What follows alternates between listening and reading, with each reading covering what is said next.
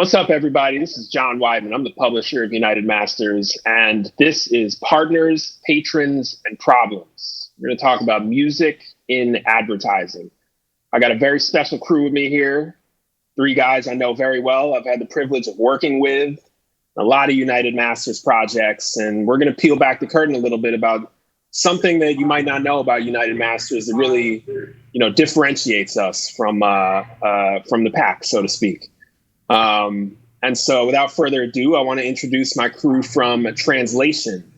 I'll start with Chaucer Barnes. Chaucer is our Chief Marketing Officer. We got Hugh Pringle, Senior Context Director. We got Joel Rodriguez, who runs our Context Strategy Group at Translation. Welcome, fellas. Thanks for having us. Of course. So let's get started. A lot of people, they know UnitedMasters. They might have heard the word Translation. They might have known something about, we got a sister company or something like that. They might know Steve Stout's made some ads before. But I would love, Chaucer, if you could just tell us a little bit about Translation and what it is and how it relates to UnitedMasters. Yeah, for sure. Translation is the ad agency that Stout founded close to 15 years ago.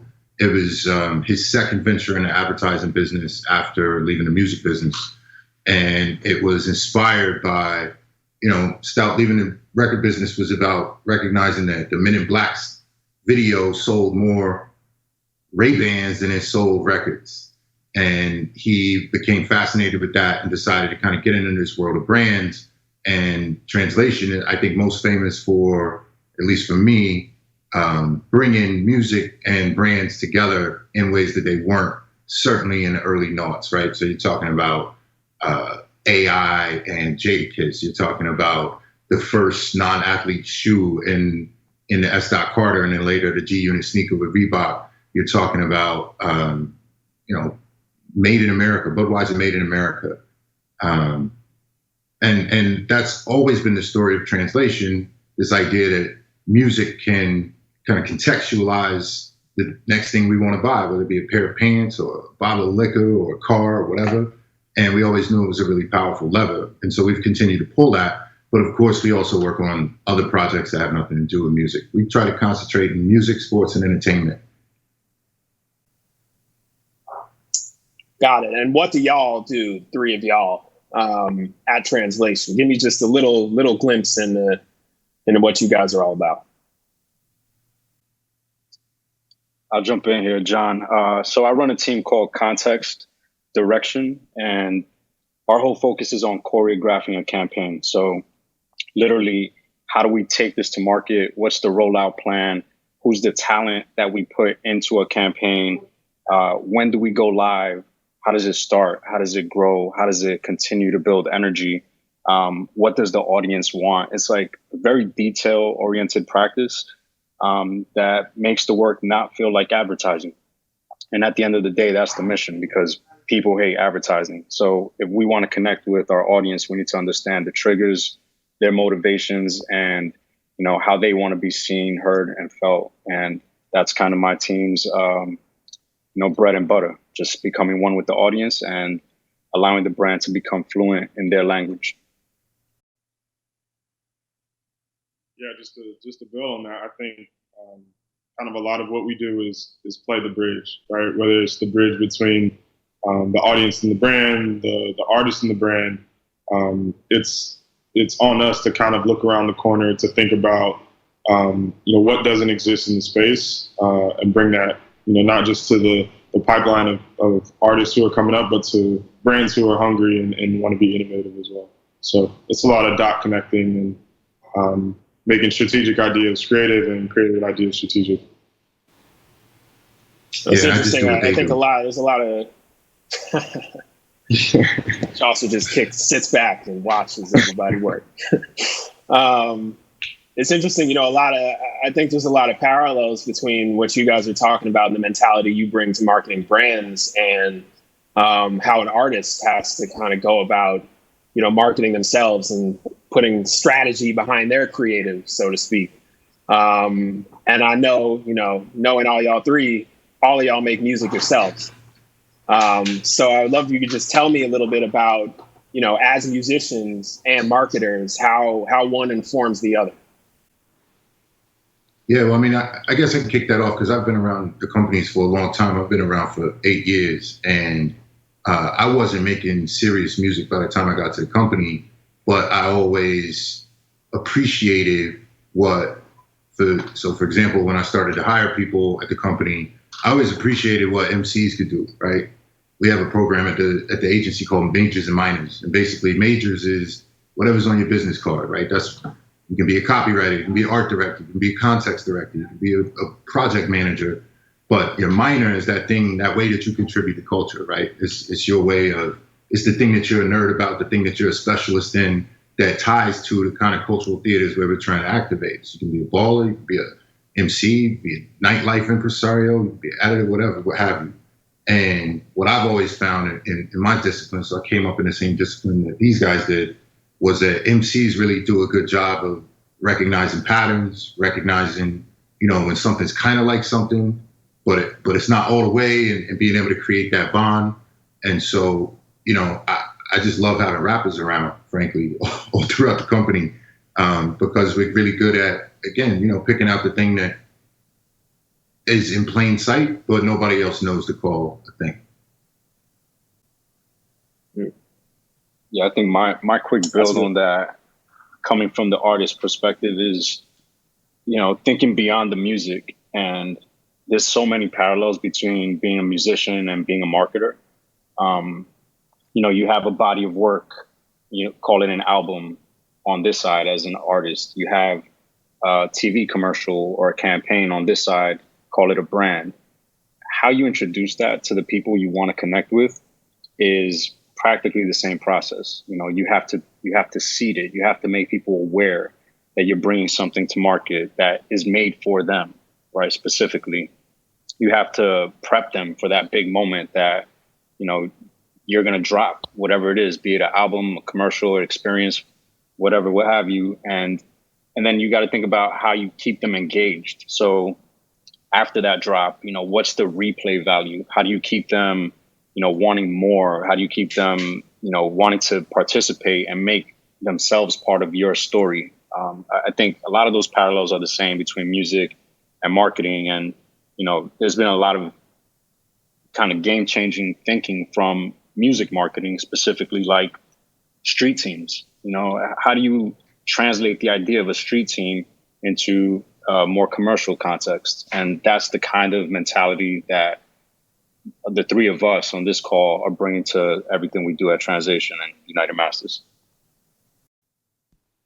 For sure. I think for me to add on to that is kind of understanding who we represent in a lot of the spaces that we enter, right? So I think in the world of advertising, sometimes there's not as much of a voice from the audience that a brand is trying to speak to, or there may be a lack of mindset around the places and spaces to show up that are relevant. And I think the fact that we bring not just kind of our expertise in marketing, but our representation of and being from the audience, I think is definitely one of the most powerful things as well, because it allows us to service kind of reality, not necessarily creative ideas for creative sake.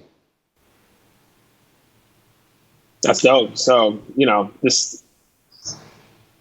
you guys clearly are taking the knowledge that you're gaining on the music side, the marketing side, really creating like almost a cycle of one feeding into the other and informing how you guys work. I would love if you would just take us through a little bit on kind of a broader level, like how do Translation and UnitedMasters work together? Like what does it mean to have these two sister companies kind of in one, generally under one roof, not right now, but how does that actually play out? What does that look like? I mean, look, man, you kind of got to go back to the original, idea of UnitedMasters. And when we were writing this idea down, it was very few people thinking about UnitedMasters before it was a whole company, right? It was an idea, and the idea was informed by the fact that we were watching Chance the Rapper make it all the way independent. We were watching, the Fenty deal come together. We were watching things like, George Clooney had this tequila brand. He was later going to sell it for more than $1 billion. And then we knew that history of the Ray-Ban sold more than the record.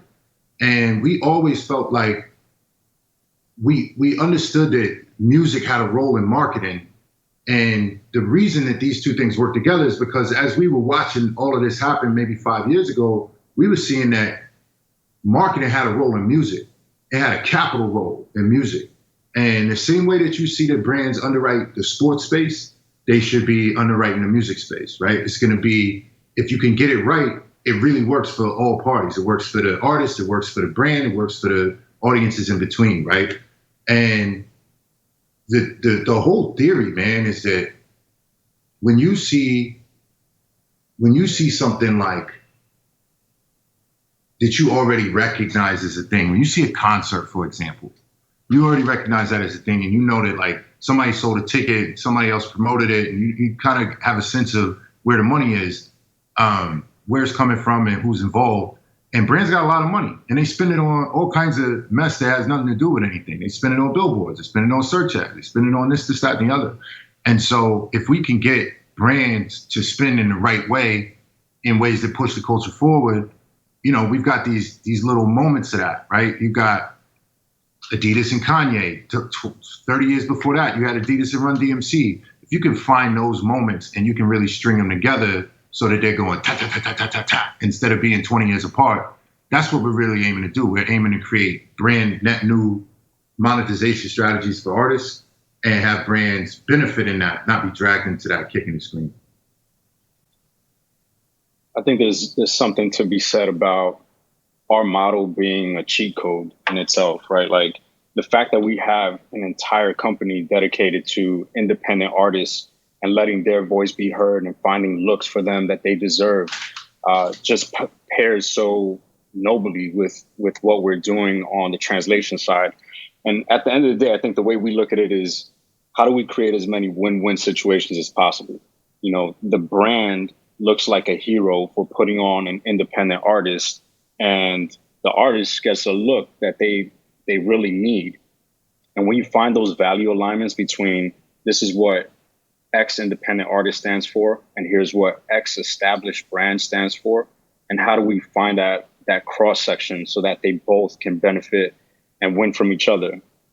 That's what we're in service of. And the fact that we do sit under one roof, proverbially back in Brooklyn, is the cheat code. I have conversations with John and David and the full team all the time. Like, yo, here's this campaign that we're launching for, our partners at AT&T. How can we create a role? How can we hero them? How can we make our artists gain a boost in visibility? And that collaboration between translation and UnitedMasters is not something you're going to see anywhere else. So that's what we're in service of.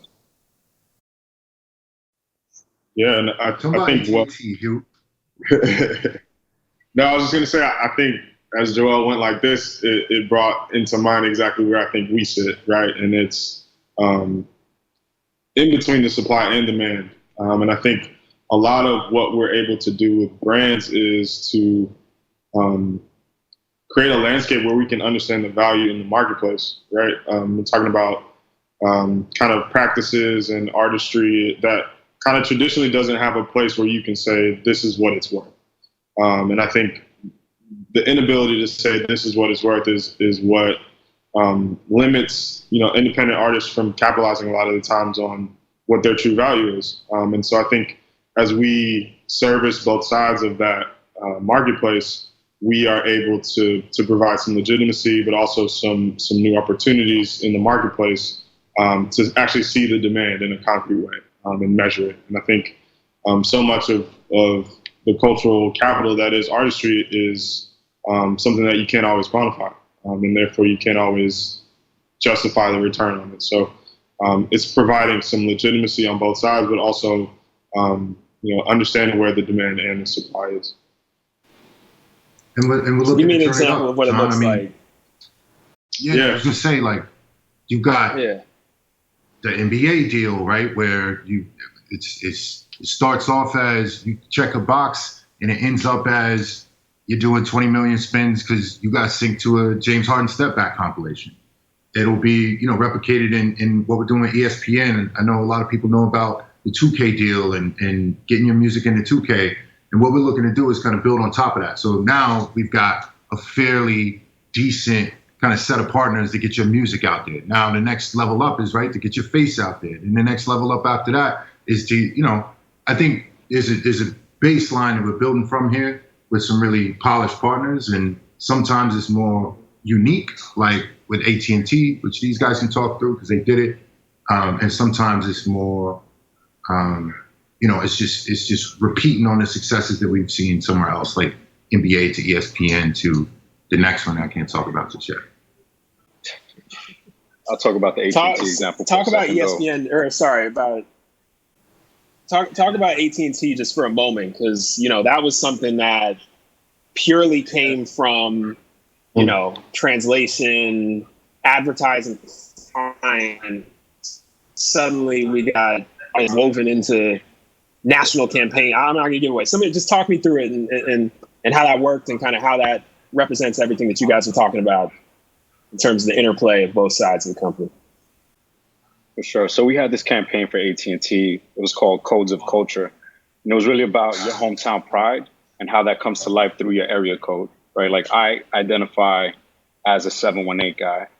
Everybody on this call might have a different set of digits, but it connects us back to our hometown. And that was an insight that felt really profound and universal, but we found it to be especially true in music. We're on genius.com typing in area codes. There's entire songs written about it. There's tons of bars about your area code and where you're from. So inherently, we had to tap music to help tell this story. We had a core creative idea, which was expressing yourself through your area code. Now let's bring it to life through as many different ways as possible. And music became one of those biggest ways. So through a partnership with iHeartRadio, we basically built an entire bespoke program that was called the Come Up Show. And it was across a bunch of different cities. It was in search of, the next voice of your area code. So who's the voice of the 212? Who's the voice of the 718? And what we were doing in exchange was putting independent artists on and giving them that platform that they wouldn't have had if the brand didn't step in and provide that value. So, the way we think about it a lot is like, it's less put me in or tag me in, coach. Like, I want to be in this campaign. It's more put me on. How do we put you onto, resources you never had, tools you never had, exposure to an audience you never had? And how do we make that mutually beneficial? So that became the Come Up Show program. And all the UnitedMasters artists who submitted music got a chance to be featured on the radio. Many did. And, that's a crowning glory in itself to hear yourself on the FM waves of your hometown. So it all played into the bigger idea. And that wouldn't have happened if Translation and UnitedMasters weren't chopping it up. Couple got a bag, too. Sure. And they got, pretty decent bag. We don't leave out the bag. So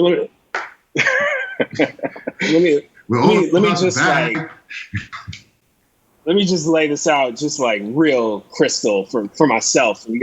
So AT&T, major telecommunications cell phone provider, advertiser, is suddenly helping independent up and coming artists break out on regional radio and get paid for it via a campaign, the Translation UnitedMasters Bridge the Gap.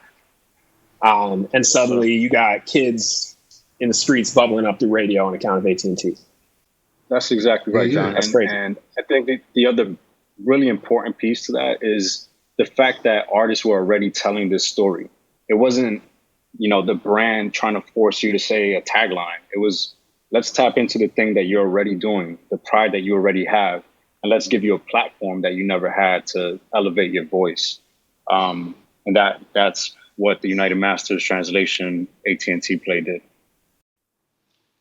And I think that's the crucial component, right?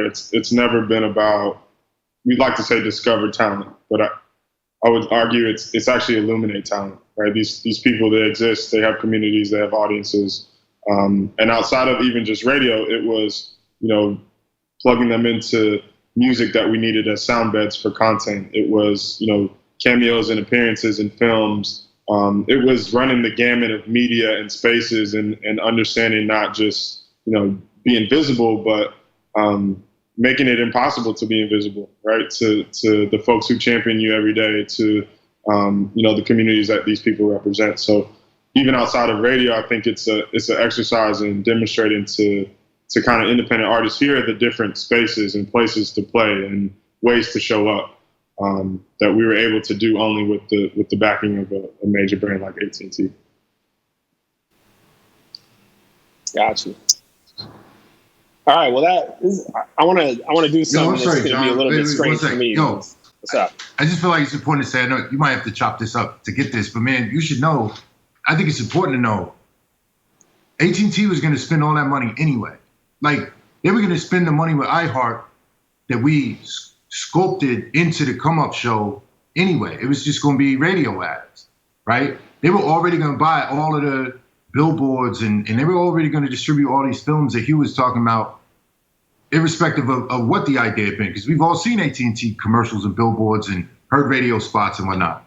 And it was important. It is important for us to be able to take those things that they normally do and reshape them in service of the culture. So I don't want that to be missed, right? They were going to spend that they were going to spend that bag with iHeart no matter what. So translation is making sure those budgets are going towards supporting the real art. All right. Well, I want to. This is gonna feel a little strange for me because the three of y'all could, musically run circles around me any day. But I want to put myself kind of in the shoes of the artist right now and get some insight from you on how I can take advantage of everything that you guys are telling me about. So what are brands generally looking for from an artist, whether that's, their sound or like, what's kind of the criteria that an AT&T or another brand like that might have when they're looking for an artist to collaborate with? I think a big criteria point is consistency. I could easily open this up and say they're looking at follower count, which is very true. But when we're trying to create a campaign message and we have one idea, it becomes our jobs to curate the right artists who share that same idea. So, the fact that you could use your social media to build your story, curate it how you please, you got to be mindful of that, because that's what marketers are looking for. They want to see that there's receipts. There's a track record of this person repping their hometown for their entire career. So when you place that artist in this campaign, it's a no-brainer. Everybody's going to be like, of course, props to AT&T, and finally X artist just got the look that they've always been working for.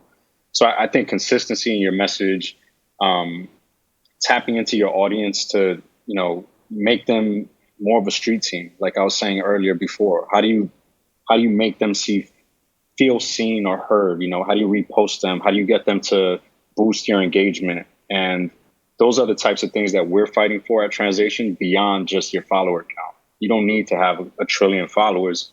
If you have the right voice, the right message, and the right community, we're going to pitch you to a big brand like AT&T. It's kind of like playlist pitching. If you fit that vibe for that playlist, you might get a look. And it becomes our jobs to curate that music and those artists for these brands. Yeah, I think to piggyback on that, a lot of what brands, they have different criteria based on the campaign and what they're looking for. But one thing I think consistently stands out is, artists and individuals who are able to hone in on what their unique narrative is, right? What differentiates you from the follower count? It may not be all about the follower count, but if you're able to have a mastery of your voice, a mastery of what you bring to the table that's different, it's hard for us to seek out and find other individuals. I think in addition to that, it's what specific space do you own? What format do you own? You know, our stories the place where you're able to tell a story really, really well? Can you put together a really great 30-second video? And I think it's kind of having a unique story to tell, but also managing and owning what your secret sauce is and how you distribute it to the world. So those are two things I definitely have seen brands in demand for. Yeah, I guess the only addition I would offer is just kind of an observation about what's changed. So you heard Joel say they're not just looking for follower count. So there was definitely a time when they were just looking for follower count, right? People would be like, they'd be like, oh, he's got 1 million followers, so obviously we're going to do it though, such and such.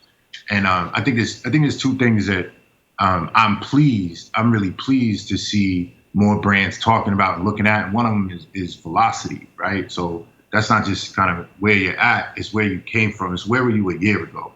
Taking that snapshot a year ago and today and seeing that rate of incline, people are much more interested in that than I've seen them ever before. And the second thing I think as well is I think people are getting a lot more savvy about artists that are able to, and I think Hugh kind of touched on this, who have a voice that can't be duplicated, right? So if you sound to that person on the other end of the deal table like everybody else, then you need an intermediary like translation to be like, yo, let me show you exactly why Lil this ain't Lil that, right? There's some people that really specialize in it. There's certain brands that, and I mean, you probably know who they are. Like, you know, there's certain brands that feel closer to the culture than others, and they generally have people inside that know one thing from the next. But most of these brands, you gotta know, like, they don't know how popular things are. They don't know the nuances from one to the other, and this is why you see people who are just, you know, standouts get some of these looks earlier than others. What we're trying to do though is make sure that as brands are looking at the music space, they're not just looking at them as somebody to tweet my message or somebody to hold my product in front of their Instagram audience or what have you, that they're really trying to build a relationship with some commitment underneath it so that they can grow together. And I think there's a better environment for that today than certainly 5 years ago. That's really interesting. I think a lot of artists may feel that in order to, you know, get a brand relationship or something like that, they kind of got to change themselves or change what they're doing or accommodate, you know, somebody else. Whereas what I'm hearing from you guys is the more true to yourself you are and the more you can kind of differentiate yourself via your own authenticity and your relationship with your audience, even if it's not, like Joel said, 1 trillion followers, you know, the more appealing you'll be to even an AT&T or an NBA or a major advertiser like that. Yeah, 1,000%. We don't have a ton of time left. I want to just ask y'all one sort of question, get each of y'all's take on this. As, again, you know, both marketers and music makers, all yourselves, which is based on where you see things going and the work that we're doing on Translation UnitedMasters, like, how would you advise an artist, you know, to start thinking about brand relationships, brand partnerships, thinking about that world and start to, like, you know, make a plan to leverage everything that we've been talking about? What's something that you would tell artists to consider as they get started in this brand relationship path? Great question. I think for me, I'd approach that by taking stock of the brands that actually mean something to me. Like, what brands help me identify who I am? You know, what is the shortcut logo that says something about Joel? You know, I think of brands like Ralph Lauren. I think of brands like New Balance. And there's a few other ones, but the combination of those brands help me kind of project my identity.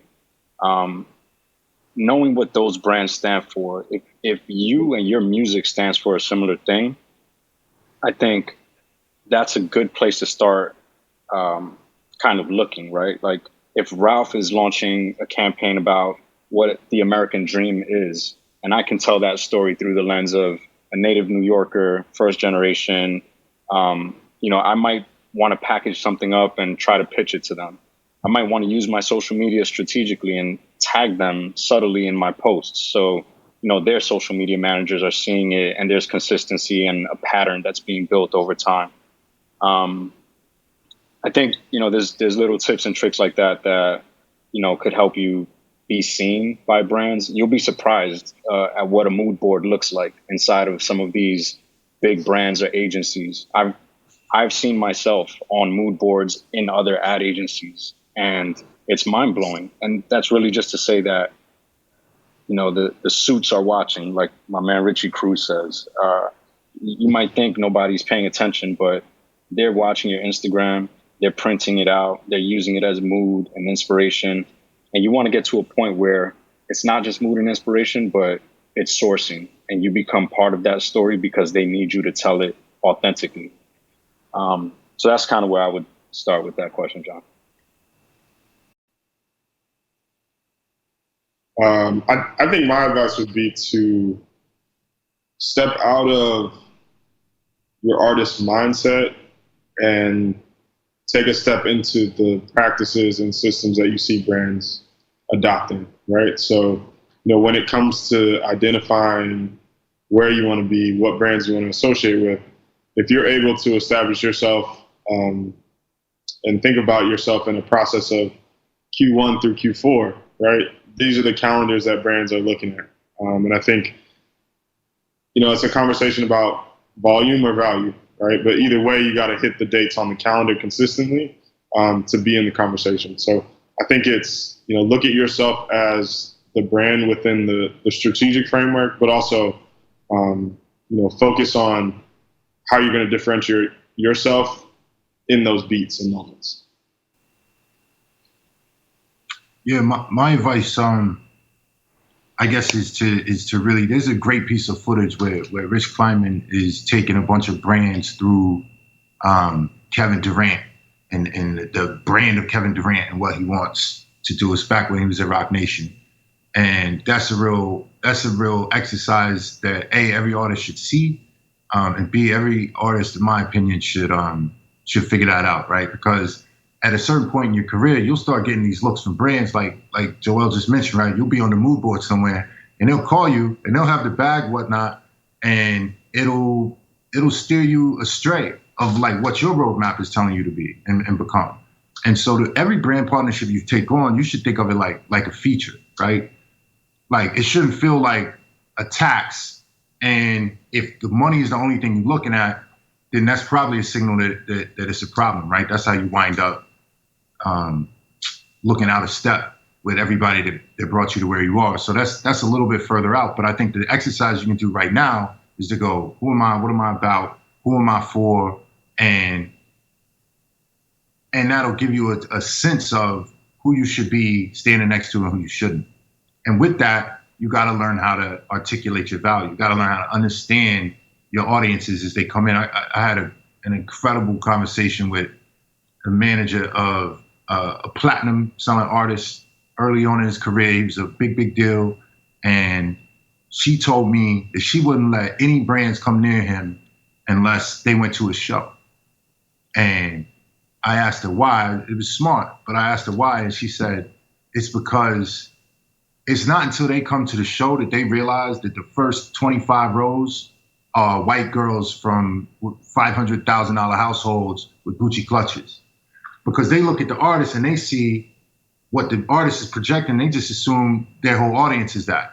And so they have to be in that mindset before I can get the right type of value and before I can even get to the right kind of conversation with them. They have to understand and appreciate that this guy's a pop culture phenom, not just somebody from East Atlanta who they don't know and isn't really that important. So as you're building your career, always have your roadmap and always have your milestones and be able to really merchandise those, be able to talk about who's with you, who's behind you, who you're standing next to in a way that doesn't leave it up to some stranger to interpret who's not part of the culture. Chaucer, real quick, I love that point about, looking at it as a feature. And if you're only looking at that feature as, this is for the bag, then the song is probably going to be trash. And I think that translates very clearly into the marketing landscape where, you know, people are going to sniff right through it, and it's going to look like you just took the bag, and you might just have compromised your identity, your creative, and your vision for this one quick hit of cash. And I think, you know, having that integrity as an artist is important, because you're working to build up your sound and your identity. You don't want to throw that all away for, you know, what could be just a quick check. So get the bag, but get the bag the right way. And I think a good start would be enlisting the three of y'all, the teams that y'all run as representatives to go out and fight for you as an artist out in the brand world. Make sure you're getting the looks you deserve and make sure you're getting them the right way. You know, something that I take very seriously as an artist is the idea of investing in yourself. And back to the idea of like getting on a brand's radar. If you're not showing your growth and your craft and your output over time and how it's getting better, how it's getting stronger, how it's getting a stronger reception, like it's going to be really tough to pitch you to a brand, you know? So we're all working class marketers and musicians here. And I think that's something to not be ashamed of as well. You know, using money from my 9-to-5 to reinvest it in myself, in my passion, because it's going to make a slicker video. It's going to get me, you know, the Select option and, you know, a subscription that could help me get all of my royalties. You know, there's different ways of investing in yourself that I think the concept just really needs to be absorbed by artists, because if you don't do it for yourself, a brand isn't going to do it for you. So that's just one thing that I've learned, and I've seen like that cycle pay out in front of my eyes. So that's just one last thing I wanted to leave with. One more reason why I would want you out there fighting for me as an artist, out there getting brand looks. Fellas, appreciate it. This has been Music and Advertising. A lot of gems in here. Let's get back to work. Select Conference. Peace. Peace.